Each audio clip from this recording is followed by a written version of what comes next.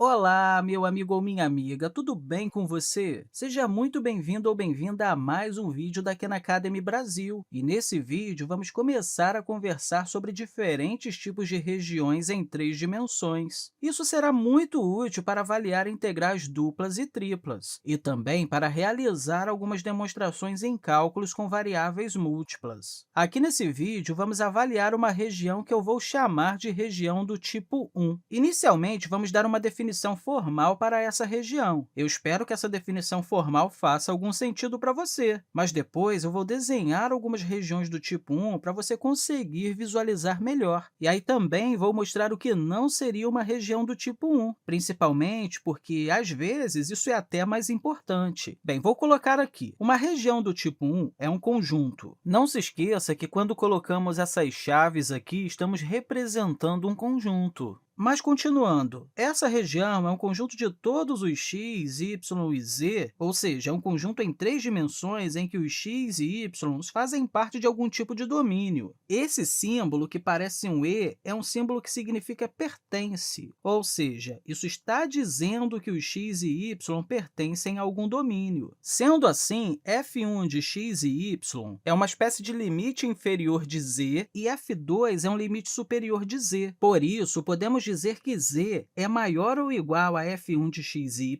e menor ou igual a um f2 de xy.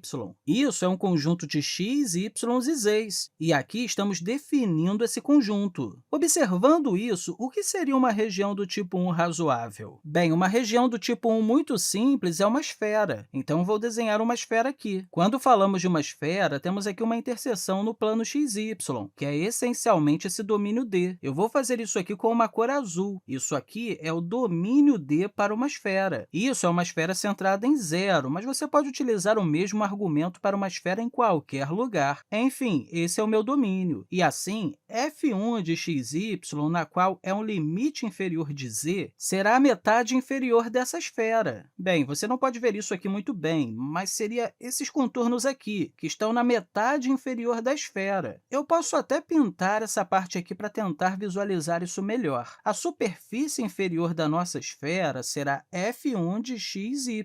E aí, como você pode imaginar, f2 de xy será a parte superior da esfera, o hemisfério superior. Então, será parecido com algo desse tipo. Essa coisa que eu estou desenhando aqui é definitivamente uma região do tipo 1. Isso poderia ser do tipo 1, do tipo 2 ou uma região do tipo 3, mas é definitivamente uma região do tipo 1. Outro exemplo de uma região do tipo 1, que pode ser ainda mais óbvio, é um cilindro. Para representá-lo, eu vou desenhar aqui os eixos novamente.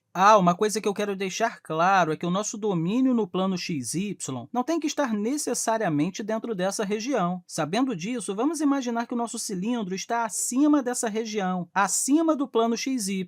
Então, esse aqui é o limite inferior do cilindro.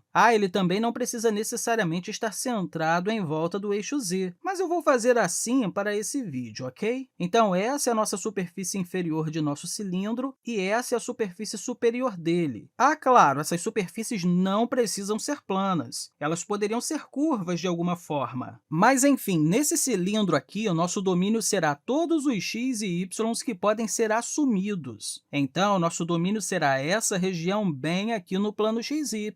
Assim, para cada um desses pares xy, f1 de xy, teremos a definição do limite inferior de nossa região. Sendo assim, nosso f1 será isso aqui. Ou seja, se você pegar cada um desses x, y nesse domínio D e calcular f1 de xy, você vai encontrar os pontos nessa região e obter essa superfície. Aí, podemos fazer a mesma coisa com f2 de xy.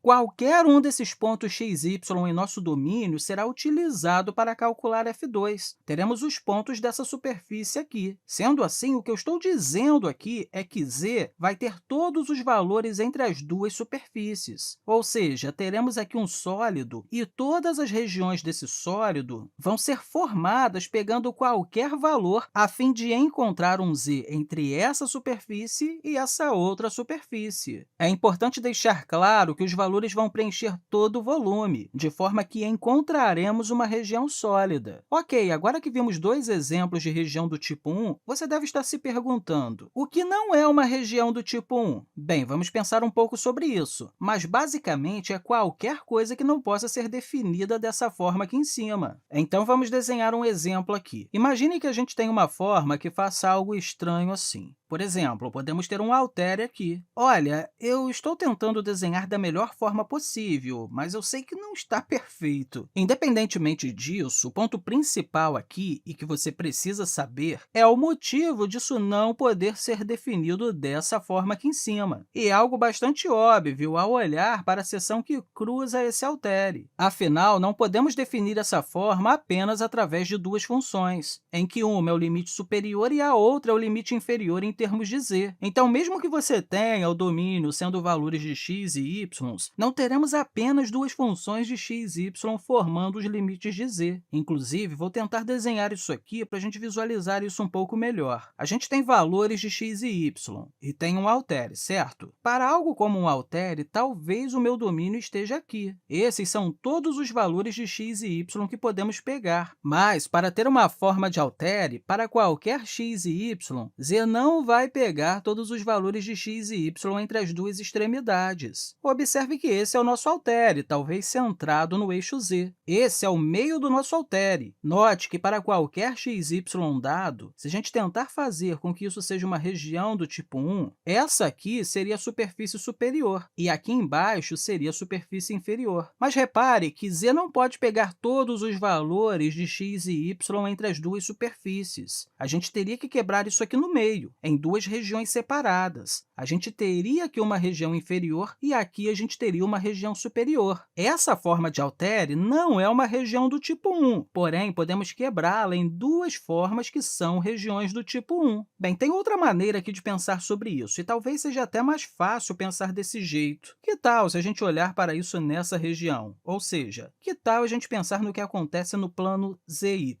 Então, vamos colocar aqui o eixo z e aqui o eixo y. Vamos desenhar a forma do nosso altere aqui. Se você pegar um dado x, quem sabe com x sendo igual a zero, e você olhar aqui no eixo y, repare que o z aqui em cima não pode ser nenhuma função somente de y. Nessa parte superior, há duas possibilidades de valores de z que precisamos ter para um dado y. O mesmo aqui embaixo, dois valores de z possíveis para um dado y. Repare que, ao observar isso, não podemos definir essa forma em termos simples de somente uma função de limite inferior e uma função de limite superior. Bem, eu espero que você tenha compreendido melhor desse jeito aqui e tenha compreendido tudo que a gente conversou aqui. E, mais uma vez, eu quero deixar para você um grande abraço e falar que te encontro na próxima!